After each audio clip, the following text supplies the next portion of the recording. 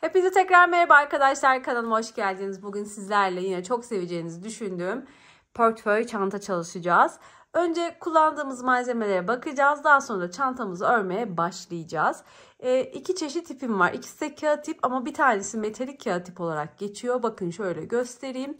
Metalik kağıt ip bendeki açık gold renk bu. Bundan yaklaşık 30 gram kadar kullanacağım. Normal kağıt ipim var. Normal kağıt ipte kese kağıdı rengi olarak geçiyor.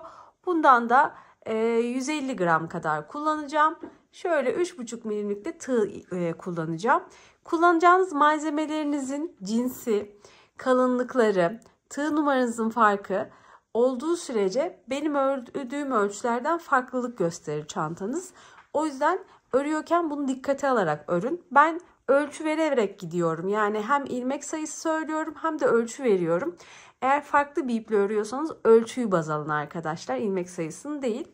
Şimdi malzemelerimi aldığım yeri de her zaman olduğu gibi yine videonun açıklama kısmına ekliyor olacağım. Oradan bakabilirsiniz. Instagram sayfam çok soruluyor. Her zaman söylüyorum ama yine söyleyeyim. Beni ilk defa izleyen arkadaşlar için söylemiş olayım. Instagram sayfa ismim de kanalımla aynı isimde. Aysha Hobby'de Instagram sayfa ismim. Oradan da beni takip edebilir. Görmek istediğiniz modellerin resimlerini bana oradan iletebilirsiniz. Şimdi çantamızın yapımına başlayalım. Çantamız çok pratik ama çok şeker bir çanta. Zincir çekerek başlayacağız. Zincirlerimizi sıkı sıkı çekmeyeceğiz. Başlangıç zincirlerimizde elimizi biraz gevşek bırakacağız. Toplamda 48 tane zincir çekeceğiz arkadaşlar. İlk çektiğim zincir düğüm niteliğindedir. Bunu saymıyorum. Bunun üzerine toplamda 48 tane zincir çekiyorum.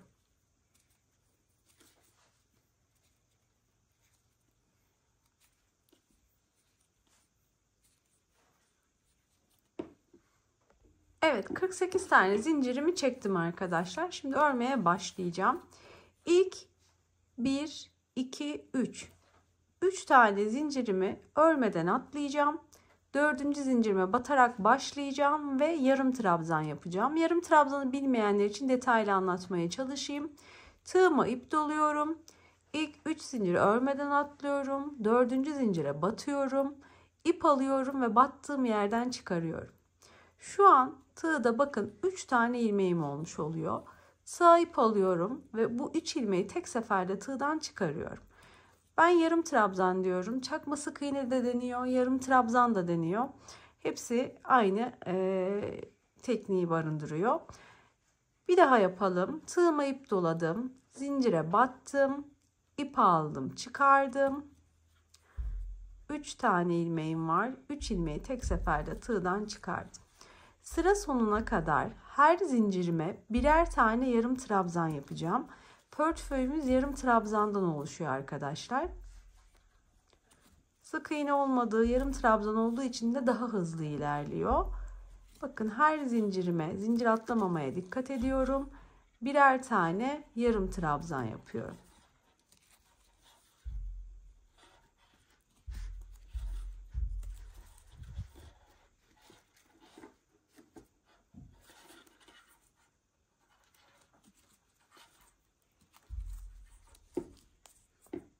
Elimde de mutlaka ördükçe düzeltiyorum. Evet, sıra sonuna kadar yarım trabzanlarımı bakın yaptım. Şimdi bir sonraki sıraya çıkıyorum. Bir sonraki sıraya nasıl çıkıyorum? 3 tane zincir çekeceğim. Ve döneceğim.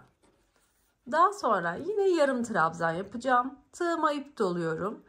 Zincirden sonraki ilk trabzanın burası. Trabzanın tepesine batıyorum. Ve yine aynı şekilde 3 ilmeği tek seferde çıkarıyorum. Yani yarım trabzan yapıyorum. Bakın şurada çizgi görüntüleri oluşuyor. Yarım trabzan olduğu için direkt böyle tepesine batıyorum. Yani zaten batacağım yerler şurada çok belirgin bir şekilde gösteriyor. Şöyle tuttuğumda V gibi bunların direkt ortasına batıyorum ve yarım trabzan yapıyorum. Dediğim gibi tamamen yarım trabzandan oluşacak uzun dikdörtgen bir parça öreceğiz. Daha sonra bu parçayı kenarlardan birleştireceğiz ve daha sonra kenarlarına süslerini yapacağız. Bakın tığa ip doluyorum. Sonraki trabzana batıyorum. Yarım trabzan. Tığa ip doluyorum. Bir sonraki trabzana batıyorum. Yarım trabzan şeklinde sıra sonuna kadar her trabzanıma birer tane yarım trabzan yaparak ilerliyorum.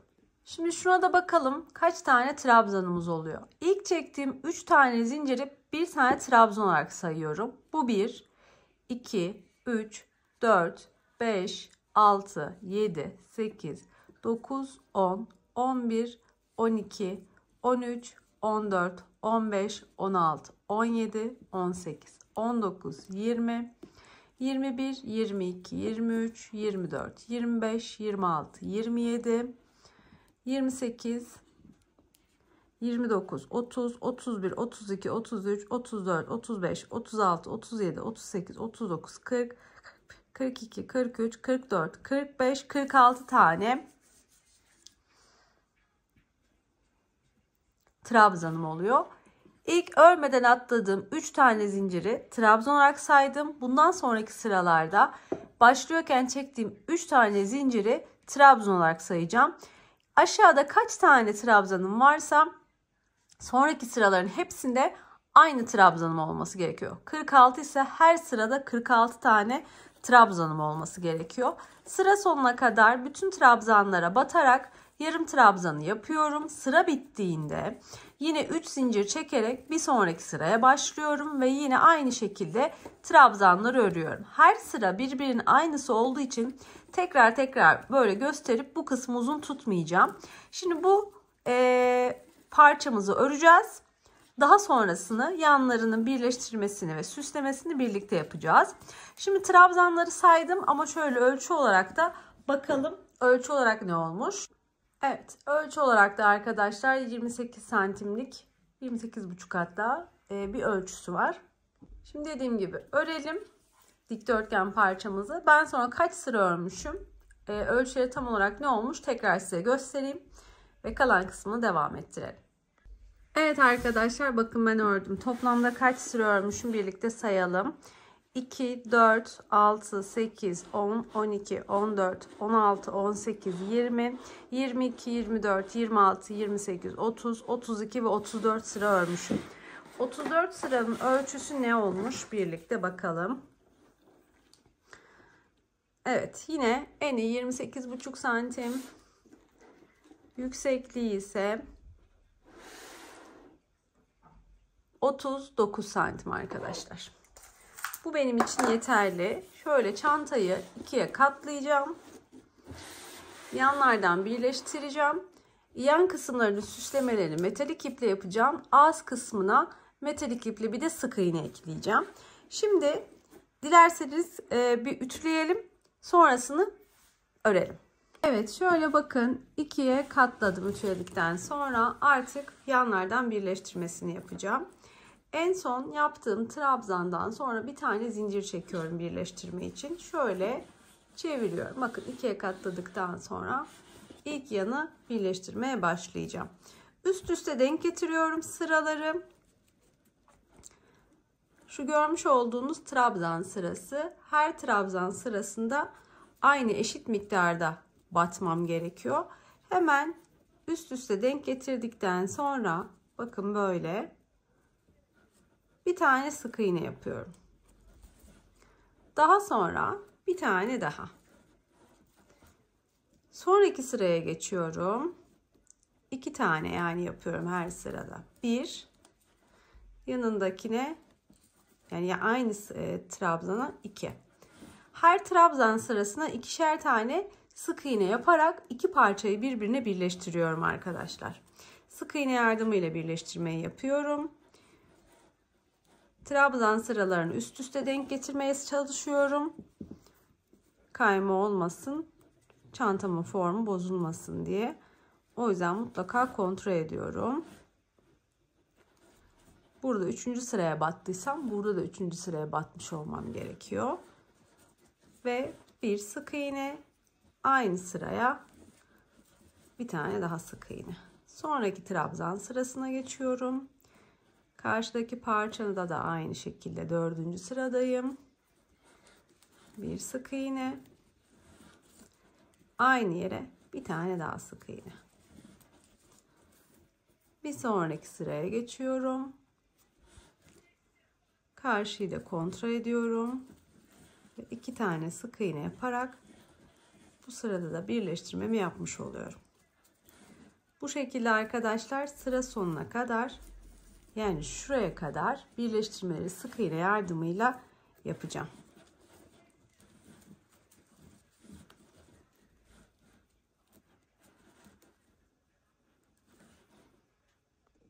Evet, bakın aşağıya doğru tamamına sık iğne yaptım. Şimdi burada ipi kesmiyorum. Böyle devam edeceğim. Sonra diğer yan tarafa çıkacağım. Şurada da yapacağım böyle bir sık iğne işlemi. Çünkü üstüne çiçeklerle süslemeler yapacağım için şurada batacak yerlere ihtiyacım var. Temiz, rahat olsun diye ve aynı görüntüye sahip olsun diye böyle bir tarafını sık iğne dönüyorum. Bakın ağız kısmı burası. Biz yandan başladık. Şimdi tabanı tığlayacağız. Burada ne yapıyorum? Sıra sonunda 2 tane sık iğneyi yaptım sonuncu sıraya. Burada her trabzanın arasına birer kere batıp sık iğne yapacağım arkadaşlar. Ama burada direkt batarsam toparlanma olur. O yüzden bu sonuncuya 2 tane yapmıştım ya. Bir tane daha ekleyeceğim ve 3 tane yapacağım ki şu tarafa dönüşüm kolay olsun. Sonra bakın şöyle trabzanların aralarına birer tane sık iğne yaparak burayı da tığlayacağım.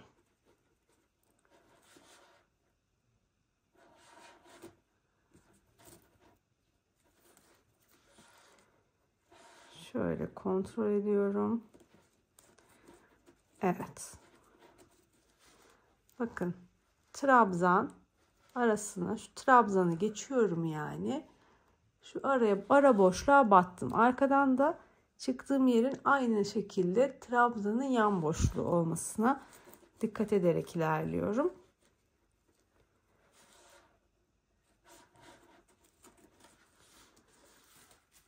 Bakın trabzan. 2 trabzan arasına batıyorum. Burada da aynı şekilde.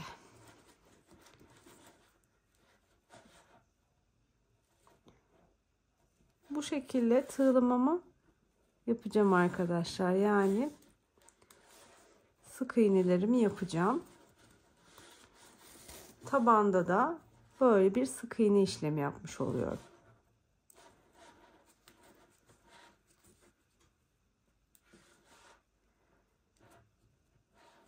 İki trabzan arasına batıp sık iğne.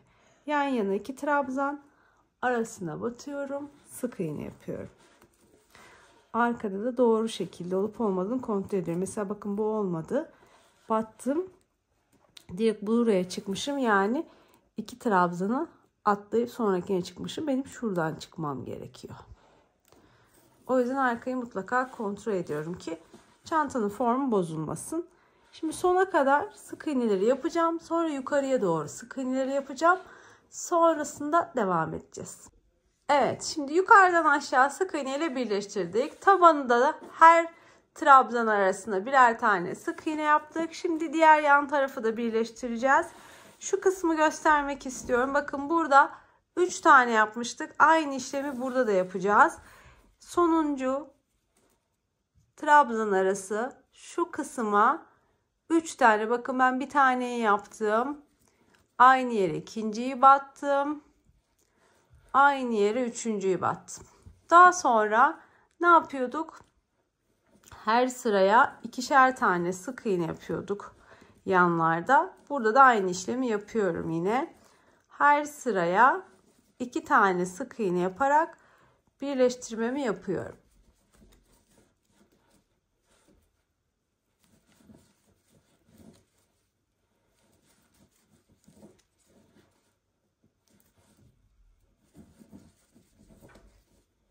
Bu şekilde yukarıya doğru devam ettireceğim. Evet, bakın sık iğne ile burayı da birleştirdim. Şimdi ağız kısmına da şöyle bir sıra sık iğne dönelim yine aynı ipimizle. Sonra bu ipi keselim ve gold ipe geçelim. her trabzan tepesine birer kere batıp sık iğne yapacağız. Evet, her trabzan tepesine bir tane sık iğne yapmaya başlıyorum arkadaşlar. Her birini bir batıp bir tane sık iğne yapacağım. Ağız kısmını dediğim gibi ana renkli bir sıra sık iğne dönelim. Sonrasını artık gold renk iple devam ettireceğim.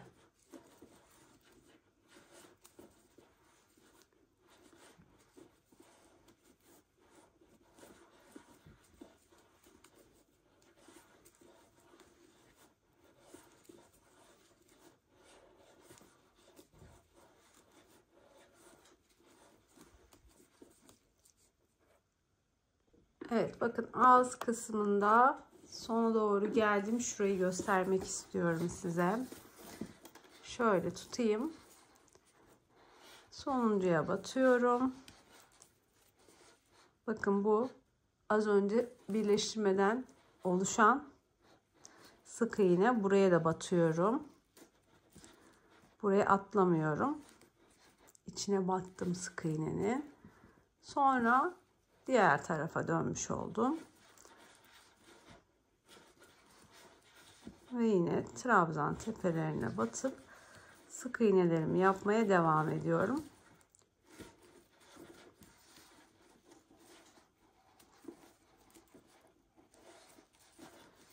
Burayı bakın böyle temiz bir geçiş yapmış olduk.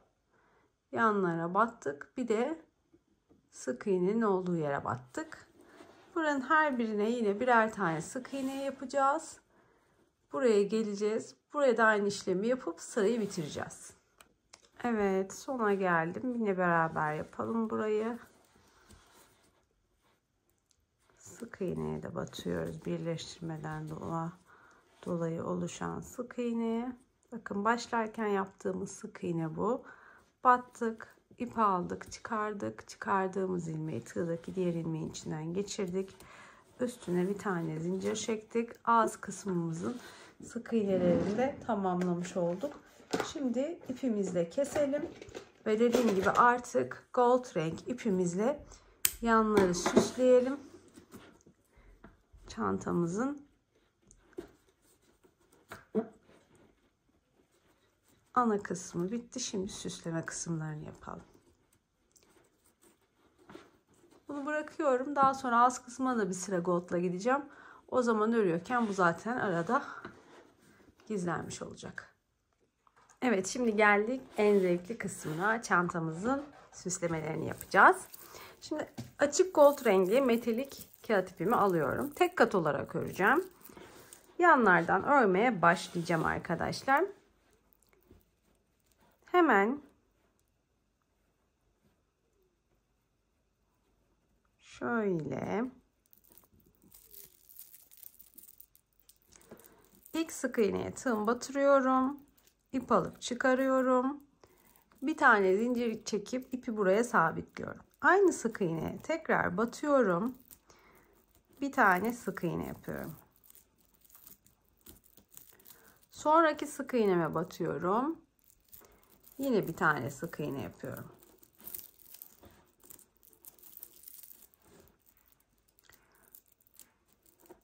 Daha sonra 1 2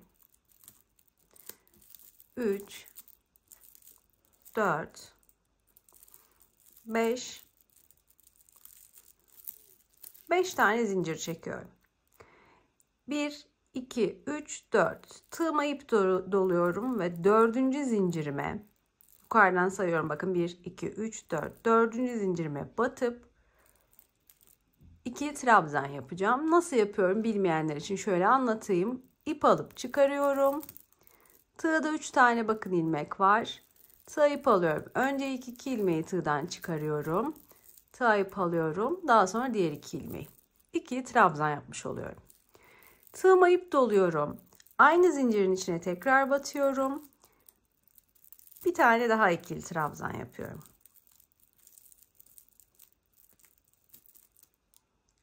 Daha sonra 1 2 zincir çekiyorum.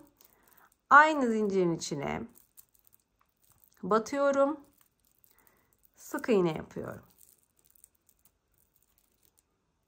sık iğne yaptım. Bilmeyenler için sık iğneyi de göstereyim. Zincirin içine battım, ip aldım, çıkardım. 2 ilmek var, tığıma ip aldım. 2 ilmeği tek seferde tığdan çıkardım. Bu da sık iğne. Sonra üstüne 2 tane zincir çekiyorum. Tığıma ip doluyorum. Yine aynı zincirin içine batıyorum. İkili trabzan yapıyorum. Tığıma ip doluyorum. Aynı yere tekrar batıyorum. İkili trabzan. Yani 2 tane ikili trabzan yapıyorum yine. Sonra 2 zincir. Tekrar aynı zincirin içine. Yani her zaman battığım zincirin içine tekrar batıyorum ve sık iğne yapıyorum. Bakın böyle çiçeğin yapraklarını oluşturuyorum arkadaşlar. Toplamda 5 yapraklı bir papatya olacak. 2 tanesini yaptık bile. Tekrar yapalım. 2 zincir. Aynı zincirin içine, zaten bakın bu ortası artık oluştu. Aynı zincirin içine batıyorum. 2 tane ikili trabzan. Bu bir. Bu ikinci. Sonra tekrar 2 zincir. Aynı boşluğun içine, yani aynı zincirin içine batıyorum. Sık iğne. 3 tane oldu yapraklarım. Bir daha yapıyorum. 2 zincir. Tığıma ip doladım. Aynı zincirin içine battım. İkili trabzan. Bir tane daha aynı yere. İkili trabzan. Sonra yine 2 zincir. Ve tekrar aynı yere battım. Bu sefer sık iğne. 2 zincirle başlıyorum. Arada 2 tane trabzan örüyorum. İkili trabzan. Daha sonra yine 2 zincirle bitiriyorum yani yaprağı. Bakın 4 tanesi oldu bile. Sonuncuyu yapıyorum. 2 zincir çekiyorum. Aynı zincirin içine batıyorum. İkili trabzan. Tekrar aynı zincirin içine, yani 4. zincirime batıyorum sürekli. İkili trabzan. Şimdi 2 zincir. Tekrar battım. Ve bu sefer sık iğne. Bakın ilk çiçeğim oluştu bile. Daha sonra bakın 5 tane zincir çektim. 4.'ye battım. Şurada bir tane zincirim kalmış oluyor yani. Daha sonra bir tane zincir çekiyorum.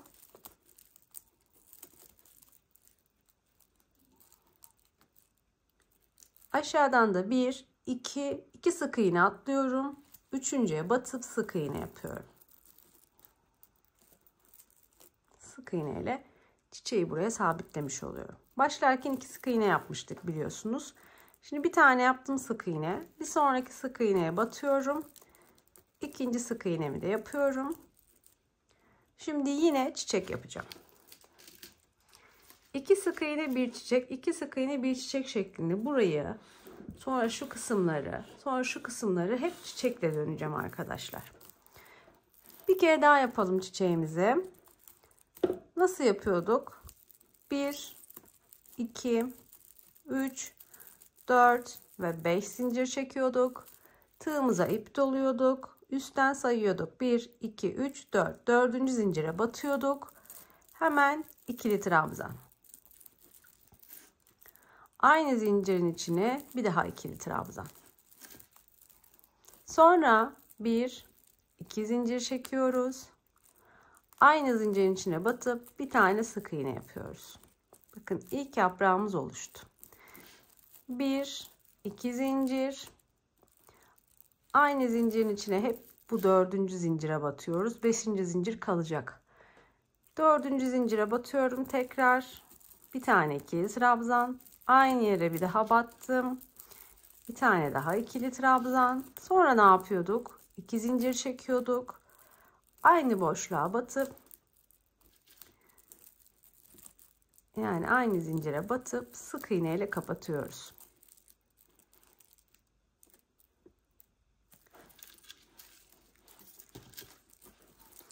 İki tane yaprağımız oluştu bile. 1, 2 zincir, tığa ip doluyorum. Aynı boşluğa batıp ikili trabzan. Tekrar aynı boşluğa batıp ikili trabzan, 2 tane zincir. Sonra aynı boşluğa batıp sık iğne, 2 zincir, tığımı ip doladım, aynı boşluğa battım, ikili trabzan, tekrar aynı boşluğa battım, ikili trabzan, sonra 2 tane zincir ve tekrar aynı boşluğa batıp sık iğne. Bakın yine 4 tane oldu. Sonuncuyu yapacağım. 5 yapraklı bir papatya. 2 tane zincir. Tığıma ip doladım. Battım. İkili trabzan. Tığıma ip doladım. Battım. Tekrar ikili trabzan. 2 tane zincir çektim. Battım ve sık iğne. Ve bu çiçeğim de bitti.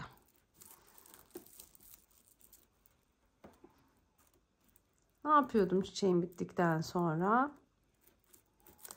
Bir tane zincir çekiyorum.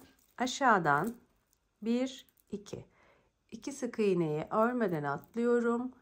Üçüncüye batıp sık iğne yapıyorum. Yanındakine batıp sık iğne yapıyorum. Yani yan yana 2 tane sık iğnem oluşuyor. Ve daha sonra 1, 2, 3, 4 ve 5, bir sonraki 5 zincir çekip çiçeğime başlıyorum. Bakın şöyle bir görüntüsü olacak. Böyle çiçekler üst üste gelecek. Bu şekilde tekrar anlatmayacağım çünkü hep aynı işlemi yapacağım. Bu şekilde yapıp geliyorum. Evet arkadaşlar, bakın şöyle göstereyim. Biraz da hatta uzaklaştırayım, net görünsün. Bakın sizle beraber başladım. Aynı şeyleri tekrar ettim ve bu şekilde etrafını döndüm. Artık sona geldim.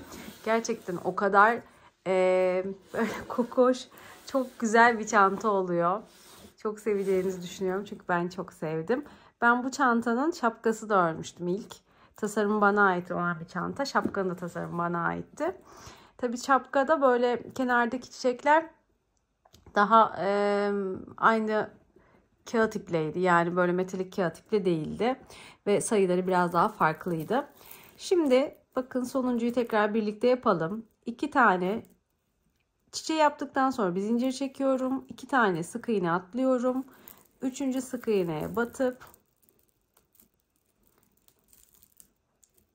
1, bir sonrakine de batıp 2 tane yan yana sık iğne yapıyorum. Sonra 5 tane zincir çekiyorum. 4. zincire batıp ikili trabzan yapıyorum.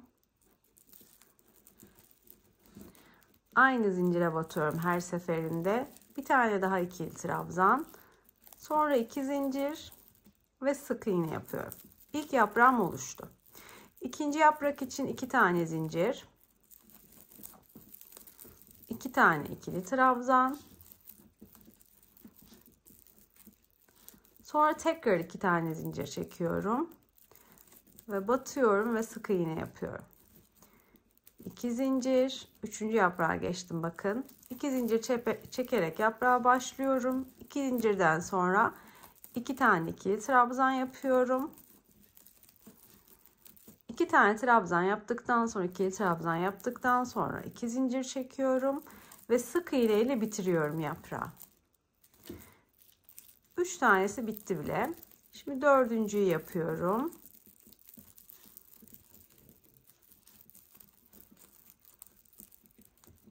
Tekrar üstten şöyle bir anlatmış olayım sizlere bunu. 4.'yü de yaptım ve sonuncu 5.'yi yapıyorum.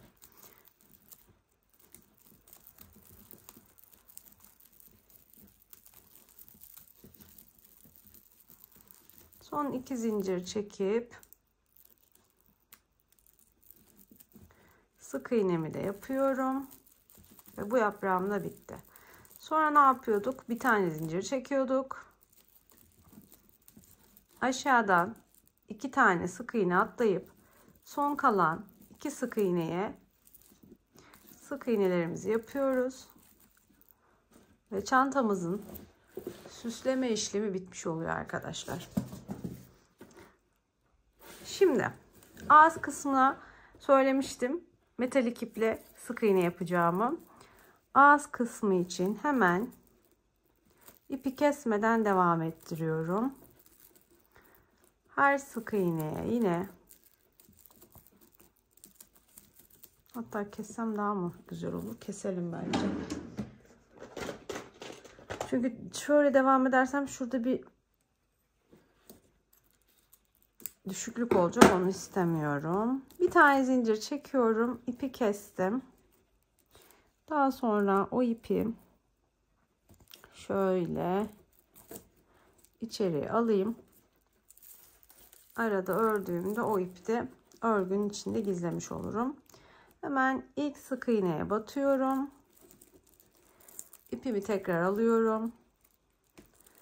Battığım yerden çıkarıyorum. Bir zincir çekip önce ipi buraya sabitliyorum. Şu parça küçük ipleri alıyorum. Onları tutuyorum. Bakın onları da sık iğne örerken örgünün altında bırakacağım. Yani dahil edeceğim. Hemen battığım sık iğneye tekrar batıp bir tane sık iğne. Her sık iğneye birer kere batıp sık iğne yapıyorum.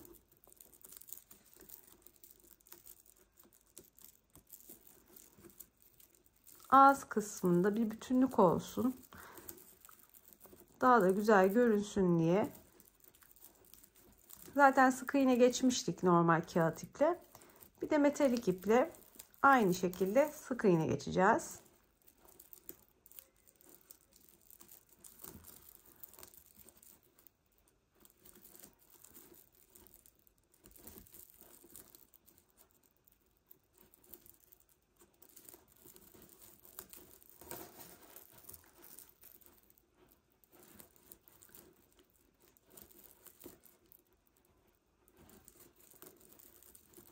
Evet, bu şekilde her sık iğneye birer kere batarak ilerliyorum. Parça ipleri de gördüğünüz gibi ördüm. Şu son kalanları da keseceğim artık.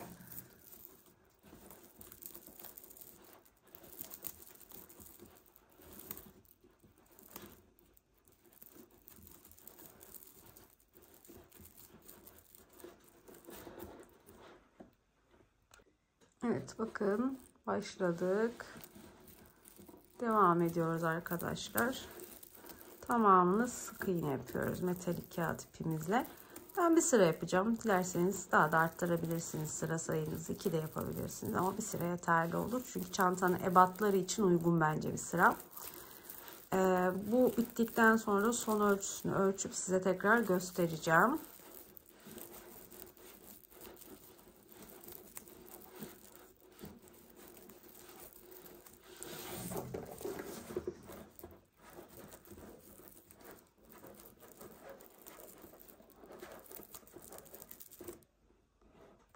Evet, sıra sonuna kadar geldim. Sonuncu sık iğnemi yaptım. Şimdi ilk yaptığım sık iğnenin tepesine batıyorum. İp alıp çıkarıyorum. Çıkardığım ilmeği tığdaki diğer ilmeğin içinden geçiriyorum. Yani ilmek kaydırma yaptım. Üstüne 2 tane zincir çektim ve artık ipimi kestim. Daha sonra şu ipi şöyle içeriden yürütüp sonra tekrar içeride de bir düğümleyeceğim. Şimdi o kadar süslü, o kadar şeker bir çanta oluyor ki gerçekten çok güzel oluyor arkadaşlar. Bu çantadan yapın, mutlaka yapın. Çok çok güzel oluyor. Şimdi ben dilerseniz şöyle üstüne bir tülbent koyup şu kenardaki çiçekleri de ütüleyin. Ben de ütüleyeceğim daha sonra. Şimdi ben ölçüsüne bakayım, size ölçüsünü de vereyim. Son halini. Bakın çiçekleri ölçmeyeceğim tabii ki. Şöyle 30 santimlik bir eni oldu. Portföy çantamızın yüksekliği de 21 santim oldu arkadaşlar. İdeal ölçülerde bir çanta oluyor. Dediğim gibi ben üstüne bir tülbent koyup şu çiçekleri de bir ütü vuracağım. Sonra tamamen daha da güzel görünecek. Gerçekten çok çok güzel oluyor arkadaşlar. Yani kameraya ne kadar yansıyor bilmiyorum ama Çok güzel ve çok tatlı bir çanta oluyor. İçine astar dikebilirsiniz. Ben fermuarlı bir astar dikeceğim. Hatta büyük ihtimalle astarlama videosunu da çekeceğim. Onu da bundan sonraki videoda yüklerim. Siz de dilerseniz izleyip yapabilirsiniz. Aklınıza takılan herhangi bir şey olursa yorumlara yazın. Kanalıma ve Instagram sayfama abone olmayı ihmal etmeyin. Videolarımı beğenmeyi ihmal etmeyin. Destekleriniz çok önemli. Sonraki videolarımda görüşmek üzere. Hoşça kalın.